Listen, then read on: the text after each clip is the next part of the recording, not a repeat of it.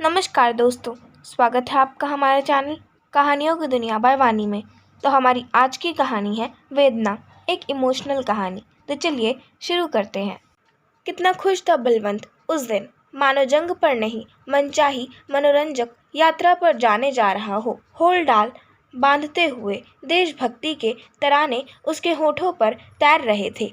उधर नेहा आंखों में आंसू भरे उसकी वर्दियां एवं अन्य सामान बॉक्स में रख रही थी।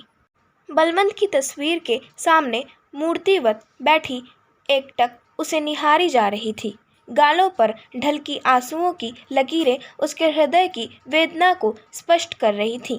रह रहकर बस वही दृश्य आंखों के सामने उभर रहा था। कितना खुश था बलवंत उस दिन, मानो जंग पर नहीं मनचाही मनोरंजक यात्रा पर जा रहा हो। होलडाल बांधते हुए देशभक्ति के तराने उसके होठों पर तैर रहे थे। उधर नेहा आंखों में आंसू भरे उसकी वर्दियां एवं अन्य सामान बॉक्स में रख रही थी। जल्दी करो नेहा, रंजीत आता ही होगा। होलडाल बांधकर बलवंत नेहा की ओर पलटा। बलवंत से आंखें मिलते ही नेहा की हृदय पीड़ा सब्र का बांध तोड़ सिसकी की शक्ल में होठों पर आ ही गई।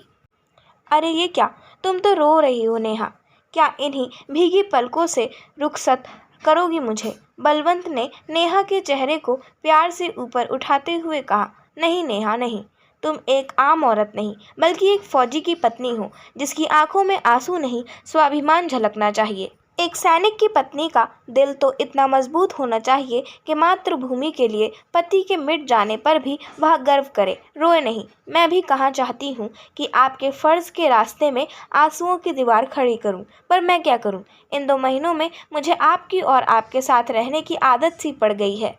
अब आपके बिना और आपसे दूर रहने के ख्याल से ही मेरा दिल बैठने लगता है और लाख कोशिशों के बावजूद भी मेरे आंसू नहीं थमते। नेहा ने बलवंत के सीने पर अपना सिर रख दिया। बलवंत ने प्यार से उसके बालों को सहलाते हुए कहा, फौजी परिवार को अपनों से दूर रहने की आदत डालनी पड़ती है।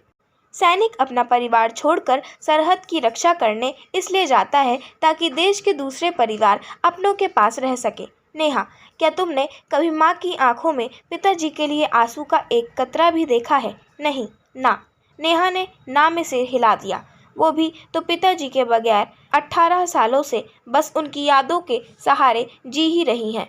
हम फौजियों की जिंदगी का क्या भरोसा, ना जाने कब दुश्मन की कोई गोली हमारा सीना चीर दे। क्या पता हम किस तरह से वापस लौटे, जिंदा या।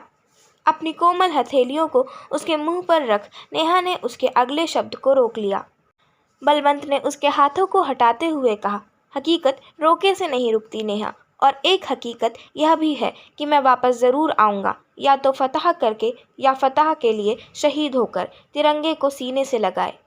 और फिर मैं अपनी याद के लिए तुम्हारी कोख में अपने प्यार की निशानी भी तो छोड़कर जा रहा हूँ, जो तुमको हर पल एहसास दिलाएगा कि मैं तुम्हारे पास ही हूँ। नेहा एक बार फिर बलवंत के सीने से लग गई और बलवंत ने उसे अपनी बाहों के घेरे में लेकर सीने में छुपा लिया। अचानक नेहा की तंद्रा टूटी, सारा दृश्य अदृश्य हो गया। नेहा हकीकत में लौट चुकी थी। उसे अपने कंधे पर किसी के स्पर्श का एहसास हुआ। ये माताजी थी, जो उसकी भीगी पलकों में उसकी आंतरिक पीड़ा को पढ़ने की कोशिश कर रही थी। तुमने आज फिर आंसुओं का दामन थाम लिया। तुम्हें क्या हो जाता है नेहा? ये आंसू क्यों? बार बार तुम्हारी आंखें गीली हो आती हैं। खुद को संभालो नेहा, ये आंसू तुम्हारे लिए नहीं है। ये तो साधारण औरतों की ही आंखों में अच्छे लगते हैं। संगीता को देखो, रंजीत के शहीद होने के बाद उसने किस तरह अपना दिल मजबूत कर लिया है। शहीद की बीवी होने का गर्व एक तेज बनकर उसके चेहरे पर हमेशा चमकता रहता है, लेकिन तुमने तो गम और आंसुओं में डूबकर ना जाने अपनी हालत कैसी कर डाली है। नेहा जैसे आज सब सच कह डालने पर आमादा हो गई थी। माँ जी, मैं भी गर्व से सिर ऊंचा करती, आंसुओं के समंदर को पी जाती, अपने सीने पर हकीकत का पत्थर रखकर अपने दिल को मजबूत कर लेती। अगर मेरा सुहाग भारत माँ की आन बान और शान की रक्षा करते करते शहीद होकर सैनिक सम्मान के साथ तिरंगे को ओढ़ वापस घर लौटा होता और सारा शहर उसकी आगवानी करने के लिए अश्रु की धार लिए उमड़ पड़ा होता। लेकिन माँ जी, मैं किस बात पर गर्व करूं? क्या कहकर अपने दिल को समझाऊं? मैं तो यह भी फैसला नहीं कर पा रही हूँ कि मैं इस वक्त सुहागन हूँ या नहीं। माँ जी के दोनों हाथों को अपने हाथों में लेते हुए नेहा ने पूछा, आप ही बताइए माँ जी, मैं खुद को क्या मानूं, सुहागन या विधवा?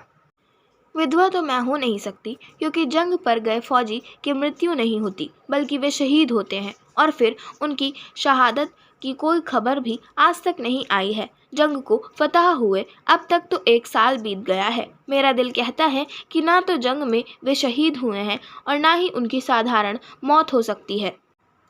माँ जी, अब आप ही ज़रा सोचिए कि एक लापता सैनिक की बीवी कैसे अपने दिल को दिलासा दे और कैसे अपने आंसुओं को रोके। नेहा के सवालों ने माँ जी को झंझोड़ कर रख दिया। माँ जी, उन्होंने या तो शहीद होकर या फिर फतह करके दोनों ही सूरत में आने का वादा किया था।